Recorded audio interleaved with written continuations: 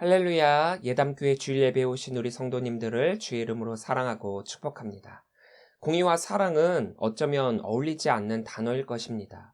왜냐하면 사랑은 모든 것을 포용해 주어야 하는 것이지만 공의는 때로는 단호하게 내쳐야 할 상황이 생기기 때문입니다. 하나님의 사역을 보면 바로 그렇습니다. 하나님이 주신 법규들을 보면 더더욱 그렇습니다.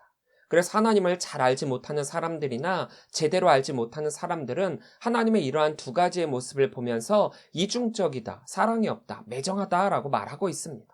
하지만 반대로 하나님은 너무나도 사랑의 하나님이시기 때문에 공의를 행하시는 분이십니다.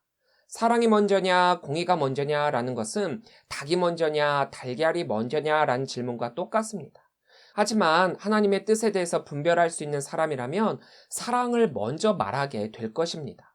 왜냐하면 하나님의 공의는 사랑을 기반으로 하는 공의이기 때문입니다. 그렇게 우리에게 필요한 것은 무엇이 옳고 그르냐가 아니라 하나님의 뜻을 온전히 분별할 수 있는 분별력입니다. 하나님의 사역을 할 때에도, 하나님의 말씀을 들을 때에도 왜 하나님께서 그렇게 말씀하셨는지, 왜 그러한 사역을 명령하셨는지를 말입니다.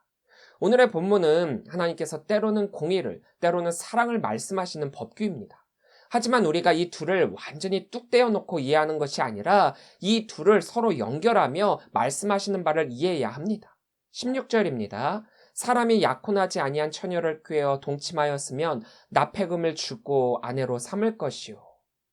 약혼하다로 쓰인 단어 오라사는 세우다, 일으키다란 뜻을 지닌 아라스의 강의 수동형으로서 아내로 삼다, 약혼하다란 의미를 지니고 있습니다.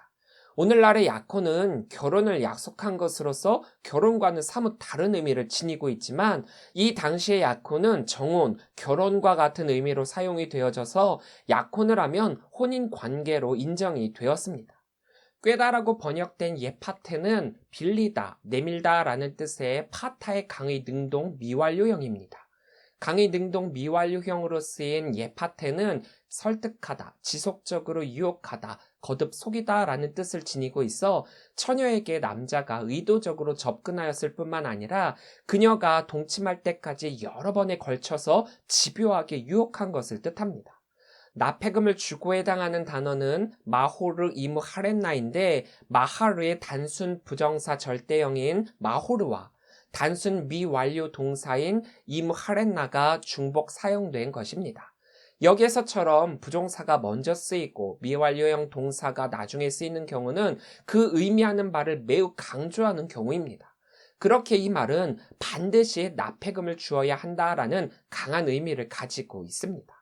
납폐금은 결혼할 때 여자의 집에 결혼 지참금으로 주는 돈을 뜻하며 약 은 50세겔 정도였습니다.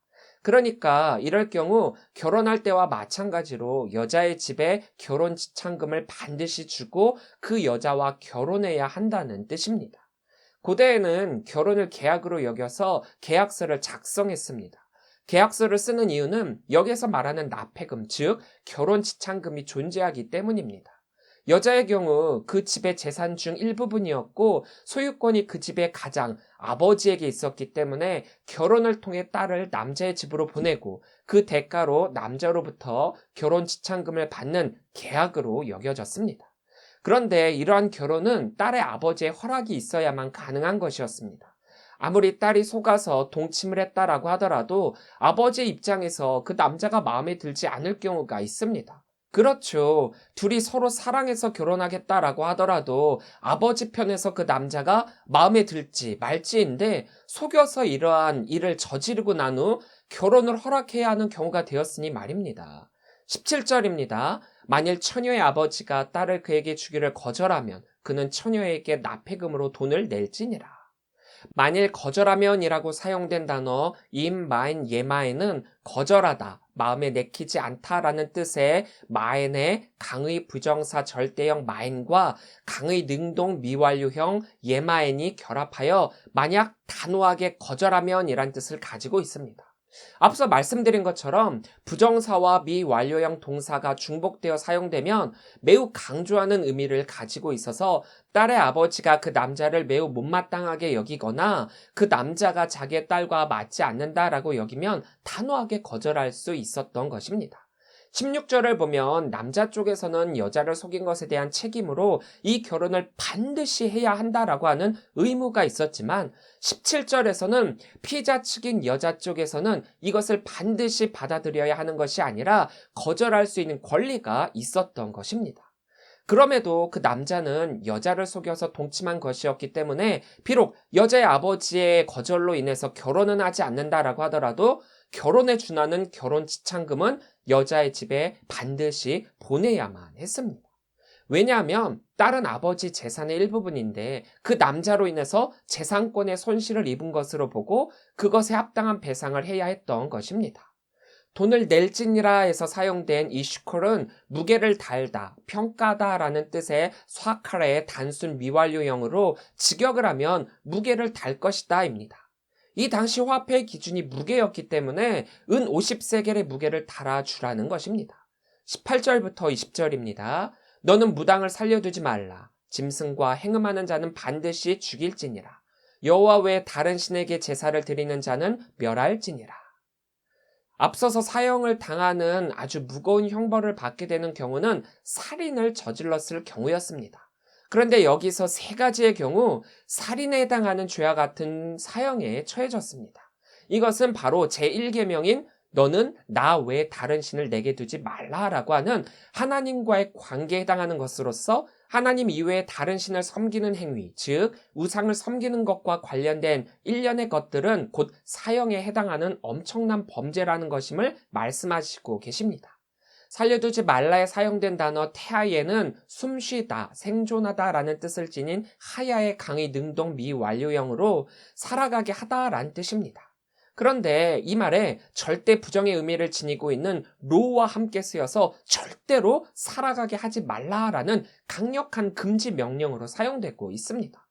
무당이란 뜻의 말 메카쉐파는 요술하다, 술수를 부리다 라는 뜻을 가진 카사푸의 분사형입니다. 즉 주술을 사용하여 죽은 사람의 영혼을 불러낸다거나 점을 침으로써 사람들을 미혹하고 우상에 빠지게 만드는 사람들을 뜻합니다.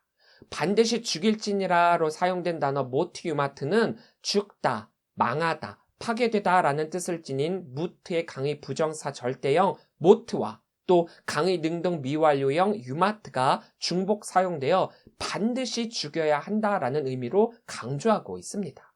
결코 예외 없이 반드시 사형에 처하라는 뜻입니다. 또 짐승과 행음하는 자는 수간하는 모든 사람들을 뜻합니다. 고대 근동의 여러 민족들은 신성하다라고 생각되는 짐승과의 성교를 통해서 자신들도 신성해지거나 그 짐승이 갖는 힘과 왕성한 생식력을 가질 수 있다라고 믿고 이것을 하나의 종교의식으로 여겼습니다. 즉 짐승과 수간을 한다라고 하는 것은 하나님 이외의 신을 섬기는 행위로서 거룩과 경건을 요구하시는 하나님의 주권에 도전하는 행위이며 하나님의 형상을 닮은 인간으로서의 모습을 무너뜨리는 범죄였기에 하나님은 모트 유마트라고 말씀하시는 것입니다. 멸할지니라로 사용된 야호람은 닫아버리다 라는 뜻의 하람의 사역수동 미완료형으로서 살해당하게 하다라는 뜻입니다. 하나님은 하나님 이외에 그 어떤 신도 용납하시는 분이 아니십니다. 아니, 하나님 이외에 참신은 결코 없습니다. 하나님만이 유일신입니다. 그럼에도 인간이 하나님 이외에 다른 신에게 제사를 드리는 것은 유일신 하나님을 부정하는 것이고 또한 하나님 이외의 신들을 섬김으로써 하나님의 존재를 부정하는 것입니다. 그렇기에 그러한 모든 것들은 멸하라라고 말씀하시는 것입니다. 무당이 판을 치는 세상일수록 그 사회는 점점 영적으로 어두워지고 하나님으로부터 멀어지게 됩니다. 비록 오늘날은 하나님께서 말씀하시는 것처럼 무당을 사형에 처할 수는 없지만 우리는 이 무당들이 얼마나 많은 사람들의 영혼을 미혹시키고 세상을 악하게 하는지를 깨닫고 이들을 배격해야 하며 이러한 악한 영에 휩쓸리지 않도록 철저히 대비를 해야 합니다. 하나님의 말씀을 통해서 이 당시 하나님 이외의 다른 신들을 섬기며 그들을 제사하는 행위가 얼마나 많이 있었는가를 볼 수 있지만 그것은 비단 그 당시에만 해당되는 것이 아니라 오늘날도 마찬가지입니다. 수많은 가짜 신들을 만들어내고 있고 그들을 섬기고 있고 도리어 참신인 여호와 하나님을 거짓으로 만들어버리는 파렴치한 행위와 더불어서 하나님을 믿고 있는 많은 성도들을 미혹하고 있습니다. 무당뿐만이 아니라 수많은 이단들이 판을 치고 있고 정치, 경제, 문화, 사회 전반적인 부분에서 안티 기독교를 양산하고 있고 그로 인해 우리들은 움츠러드는 상황에까지 놓이게 되었습니다. 차별금지법이라던가 퀴어 축제, 뭐뭐할 권리와 자유라는 명분 아래 행해지는 많은 것들이 본물 터지듯 세상에 드러나고 자신들의 권리를 찾는다며 도리어 하나님의 말씀과 기독교 정신을 훼손하는 지경에까지 이르게 되었습니다. 겉으로 볼 때에는 공평과 공의를 내세우고 있지만 정말 중요한 것들은 살며시 뒤에 숨겨 아무것도 아닌 것처럼 없는 것처럼 속이고 있고 또 다른 역차별과 하나님께 대한 거룩성을 훼손하고 성경에서 보듯 이러한 타락이 인간의 생존과 관련되어 결국 멸망에까지 이른다라는 것을 잊은 채 발악하듯 덤비는 이러한 모습을 우리는 심각하게 여기고 대응해야 합니다. 안타까운 것은 기독교인이라고 하는 정치인들조차도 이 부분을 도리어 이용하여 자신의 표값으로 여기고 있다라는 점입니다. 자신의 명예를 위해 목숨값으로 표를 사시겠습니까? 표가 중요한 것이 아니라 이것은 존폐 위기입니다. 하나님을 믿는 사람이요, 성도요, 정치인이라면 이것은 반드시 막아야 합니다. 그리고 이러한 것들에 동조하는 많은 목회자들도 착각하고 있는 것들이 있습니다. 여기에서는 하나님의 사랑을 내세워서는 안 된다라는 겁니다. 사랑의 하나님조차도 이것들에 대해서는 아주 단호하게 말씀하셨고 성경 어디에서도 이것을 그냥 내버려 두라고 하지 않으셨습니다. 사회적 약자와 가난한 자들의 친구이신 예수님을 말하며 예수님이라면 그들을 품었을 것이다 라고 자신들의 입맛에 맞게 해석하고 편의에 따라 하나님의 말씀을 갖다 붙인다면 결국 이 책임을 어떻게 치르려고 그러는지 모르겠습니다.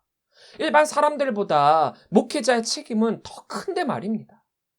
여기에서는 하나님의 사랑을 말하는 것이 아니라 하나님의 공의를 말해야죠. 선포해야죠. 그것이 선지자요, 목회자가 해야 할 일입니다. 이것은 인간의 생명, 인간의 역사와 관련된 아주 심각한 문제들이기 때문에 오늘 말씀에서도 하나님은 3가지의 동사를 사용하여 살려두지 말라, 반드시 죽일지니라, 멸할지니라 라고 말씀하고 계십니다.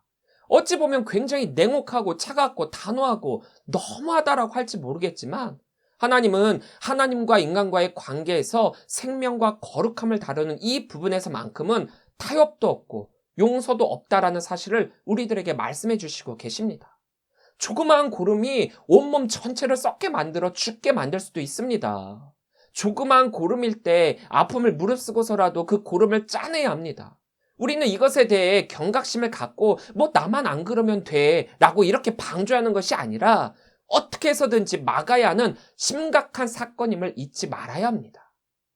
21절부터 나오는 말씀들이 정말 공평과 배려를 위해 하시는 하나님의 말씀임과 동시에 사회적 약자와 가난한 자들을 위한 하나님의 사랑이 드러나는 말씀들입니다. 우리는 하나님의 말씀과 뜻을 반드시 분별할 수 있어야 합니다. 21절부터 22절입니다. 너는 이방 나그네를 압제하지 말며 그들을 학대하지 말라. 너희도 애굽 땅에서 나그네였음이라. 너는 과부나 고아를 해롭게 하지 말라. 압제하다로 사용된 단어 토네는 난폭하게 행동하다, 압박하다라는 뜻의 야나의 사형 능동 미완료형으로 지속적으로 해를 주다, 계속 짓눌려 대다라는 의미가 있습니다. 학대하다로 사용된 단어 틸하찬누는 억누르다, 억압하다라는 뜻의 라치의 단순 미완료형으로서 지속적으로 해를 주다, 계속 짓눌러 대다라는 의미가 담겨져 있습니다. 이 두 단어 앞에 역시 부정어 로가 반복 사용됨으로써 결탄코 그러한 일이 있어서는 안 된다라는 사실을 강조하고 있습니다. 고대 근동 어느 지역에서든지 다수의 민족들이 자신들의 이익을 위해서 소수의 이방인들을 무시한다거나 학대하는 것은 다반사였습니다. 물론 이것은 그때뿐만이 아니라 오늘날도 마찬가지죠.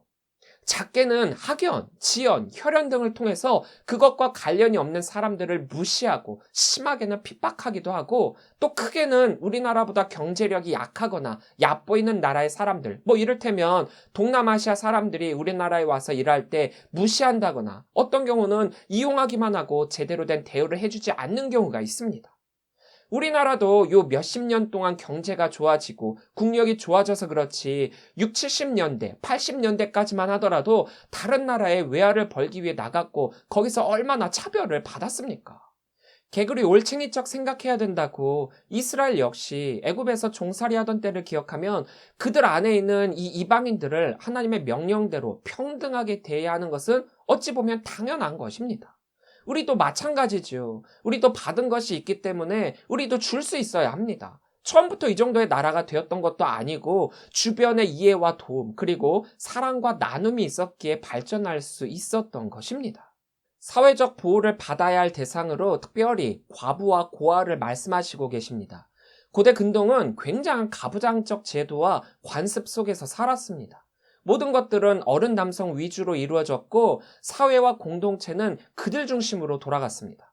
그렇기에 그러한 힘과 권력이 없는 과부나 또 아버지가 없는 아이들은 당연히 사회적 약자요, 경제적 약자가 될 수밖에 없었습니다. 이런 이들에 대해서 당시 사람들이 육체적 학대뿐만 아니라 정신적으로도 멸시하고 착취하는 경우가 많았습니다. 이들은 스스로가 그 무언가를 할 수 없는 구조와 관습 속에 있었기 때문에 누군가의 보호가 반드시 필요했습니다. 그랬기에 이들에 대한 사회보호법을 말씀하시고 계시는 것입니다. 23절부터 24절입니다. 내가 만일 그들을 해롭게 함으로 그들이 내게 부르짖으면 내가 반드시 그 부르짖음을 들으리라. 나의 노가 맹렬함으로 내가 칼로 너희를 죽이리니 너희 아내는 과부가 되고 너희 자녀는 고아가 되리라. 부르짖으면에 해당하는 단어 차오크 이츠아크는 외치다, 부르짖다라는 뜻의 차아크의 단순 부정사 절대형인 차오크와 단순 미완료형인 이츠아크가 결합된 형태입니다. 결국 이 말은 온 힘을 다해 힘껏 부르짖었다라는 의미로 모든 희망을 잃어버린 어떤 사람이 오직 하나님께로만 소망을 두고 하나님께 절규하듯 외치는 모습입니다. 별것 아닌 것이나 아무것도 아닌 일에 대해서는 부르짖을 필요가 없죠. 물론 사람에 따라 그것이 받아들여지는 것이 크게 혹은 작게 여겨질 수 있을지는 모르겠지만 여기서 말하는 것은 누가 보더라도 죽을 듯 힘들고 어렵고 아픈 그런 상태에서 부르짖는 모습입니다. 그러니까 이 말은 부르짖음에 그 강조점이 있는 것이 아니라 그 부르짖음을 할 수밖에 없게 만드는 선행된 사건의 강조점이 있습니다. 반드시 듣다에 해당하는 단어 사모와 에슈마는 듣다, 들은 바를 이해하다, 순종하다라는 뜻을 가진 사마의 단순 부정사 절대형인 사모아와 단순 미완료 동사 에슈마가 결합된 것입니다. 이 역시 동일한 뜻의 단어가 부정사와 미완료형으로 연달아 나와 반드시를 강조하고 있습니다. 그들이 부르짖을 수밖에 없도록 만드는 그런 일들이 일어나게 되었을 때 하나님께서는 반드시 그 부르짖음을 들으신다라고 했습니다. 그런데 어떻게 해요? 그들이 사회적 약자인 과부와 고아에게 행한 것을 그대로 그 가족들이 받도록 말입니다. 하나님의 거룩한 분노는 그 부르짖음을 하도록 만든 당사자에게로 향하여 그를 칼로 칠 것이고 그로 말미암아 그 가족 역시 과부와 고아로 만드시겠다는 아주 무시무시한 그런 말씀이십니다. 그 가족이 힘을 낼 수 있는 까닭은 그 가족의 가장이 있음으로 인함입니다. 그런데 그러한 가장이 죽게 된다면 그 가족 역시 그들이 학대하던 과부와 고아가 될 수밖에 없습니다. 이와 같이 우리 역시도 그렇게 될 수 있습니다. 남은 그렇지만 나는 절대로 그렇지 않다라고 확신할 수 없죠. 또 내가 업신여기거나 무시하는 사람들이 언제나 나보다 밑에 있으리라는 법은 없습니다. 언젠가 그들이 나보다 더 나은 삶을 살고 더 높은 위치에서 우리와 마주하게 될지도 모릅니다. 내가 그들의 입장이 될 수도 있다는 사실을 잊지 말아야 합니다. 나도 비록 강자는 아닐지라도 나보다 약자를 돌보고 보살펴야 한다는 것이 바로 하나님의 사랑의 마음입니다. 25절입니다. 내가 만일 너와 함께한 내 백성 중에서 가난한 자에게 돈을 꾸어주면 너는 그에게 채권자같이 하지 말며 이자를 받지 말 것이며. 가난한 자에 해당하는 단어 아니는 괴로움을 당하다, 억압을 받다라는 뜻의 아나에서 유래한 말로 고통받는 자, 공고한 자, 초라한 자라는 의미를 가지고 있습니다. 보통 돈을 빌려주는 이유는 돈이 많기 때문이 아니라 돈을 빌려줌으로 인한 이득을 챙기기 위함입니다. 이자이죠. 이자를 받기 위해 돈을 빌려주는 경우가 허다합니다. 또 돈을 빌리는 까닭은 돈을 빌릴 수밖에 없을 정도로 가난하기 때문이죠. 이 당시 가난한 자는 경제적 활동의 근본이 되는 자기의 땅이나 가축이 없는 자들을 가리켰습니다. 이러한 경제적 약자는 사회적 약자가 될 수밖에 없었고 물질적, 정신적으로 받은 고통은 꽤 심했습니다. 너무 힘들어서 돈을 빌렸는데 이자까지 갚내야 한다라는 것은 어려움에 더 큰 어려움을 더하는 것인 만큼 이자를 받지 말라라고 말씀하고 계시는 것입니다. 왜냐하면 이들은 암미, 하나님의 백성이기 때문입니다. 그들이 물질적으로 가난한 처지에 있지만 그럼에도 그들은 이 마크, 너와 함께한 암미, 나의 백성이기에 하나님께 속한 자유, 하나님의 사랑의 대상임을 강조하고 있습니다. 친한 사람일수록 돈 거래를 하지 말라라고 하죠. 왜냐하면 돈을 빌려줄 때는 얼마나 급하길래 라는 선한 마음으로 돈을 빌려주지만 정작 그 돈이 필요한 때가 되어서 돌려달라라고 할 때 그 돈을 제대로 돌려받을 수 없는 경우가 많고 또 빌려준 그 돈으로 인해서 두 사람의 관계는 멀어질 수밖에 없기 때문입니다. 빌린다는 것은 돌려주어야 한다라는 것을 전제로 하는 것입니다. 만약에 정말 그 사람이 어느 정도의 돈이 필요하고 나는 그 돈을 돌려받지 않아도 될 정도가 된다면 그냥 주는 것이 두 사람의 관계를 유지하는 방법이라고 합니다. 반대로 돈이 급해서 빌렸다면 빌렸을 때 그 간절함을 잊지 말고 제때 빨리 갚을 수 있도록 노력해야 합니다. 그런데 빌리고 난 후 거의 대부분이 다시 갚아야 한다라는 전제를 잊은 채 세워라 내워라 하기 때문에 관계 어려움을 겪게 되는 것입니다.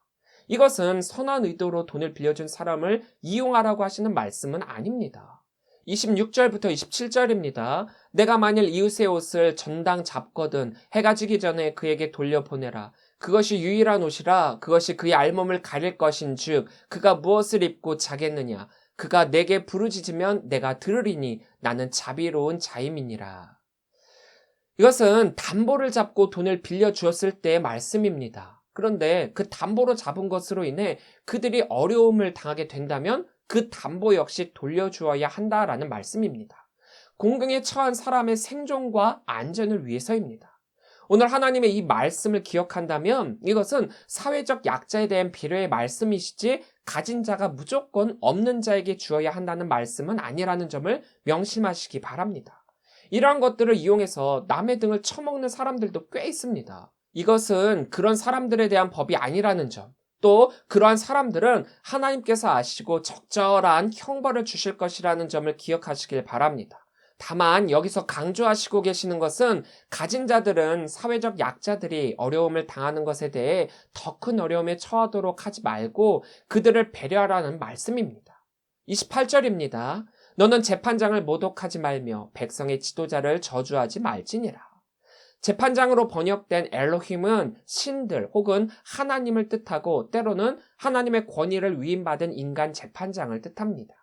지도자로 번역된 나시는 들어올리다, 높이다라는 뜻의 나사에서 유래한 말로 왕, 지도자, 권력자들을 뜻합니다. 그런데 이러한 지도자 역시 하나님의 권한과 통치권을 위임받은 자들이죠. 이렇게 하나님의 위임을 받은 재판장이나 지도자를 모독하거나 저주하는 것은 곧 그 권한을 위임한 하나님을 대적하는 것과 마찬가지입니다. 때로는 현실적 어려움과 괴로움에 대한 돌파구로 눈에 보이는 이들을 향해 원망과 증오감을 표출하기도 하는데 이것은 자칫 잘못하면 하나님을 대적하는 큰 범죄가 되는 것인 만큼 하나님께서 주의하고 계시는 것입니다. 29절에서 30절입니다. 너는 내가 추수한 것과 내가 짜낸 집을 바치기를 더디하지 말지며 내 처음 난 아들들을 내게 줄지며 내 소와 양도 그와 같이 하되 이래 동안 어미와 함께 있게 하다가 여드레 만에 내게 줄지니라. 이 말씀을 한마디로 한다면 하나님의 것을 하나님께로입니다. 이 부분은 앞서 출애굽을 할 때 하나님께서 말씀하신 처음 난 것들은 모두 나의 것이다 라고 말씀하신 것과 일맥상통하는 말씀이십니다.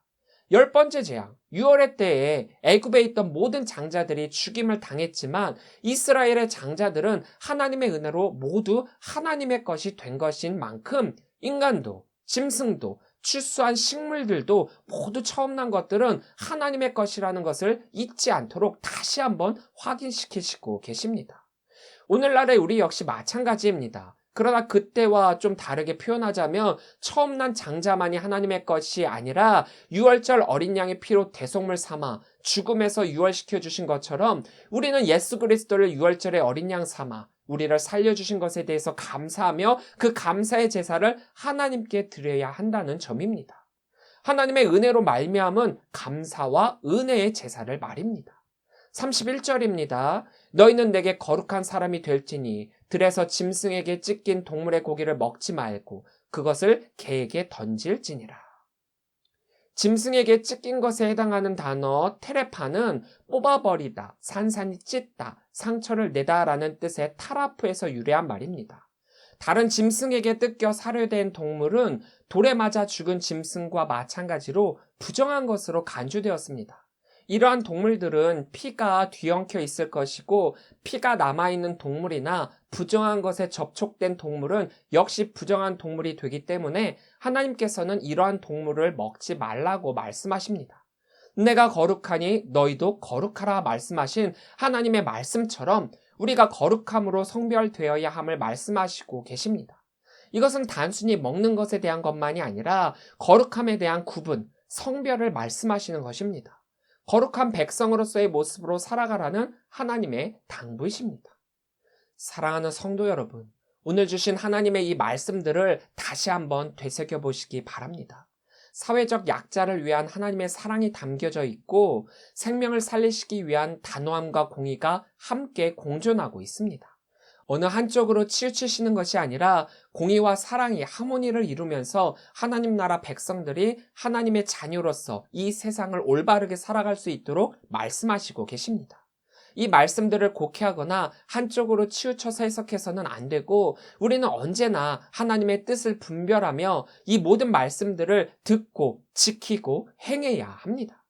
어떤 것에 우리가 단호해야 하고 또 무엇에 대해 우리가 자비와 배려, 사랑을 베풀어야 하는지 제대로 깨닫고 하나님의 뜻을 이 땅 위에 실현시키는 성도들이 되시기를 주의 이름으로 간절히 축원합니다.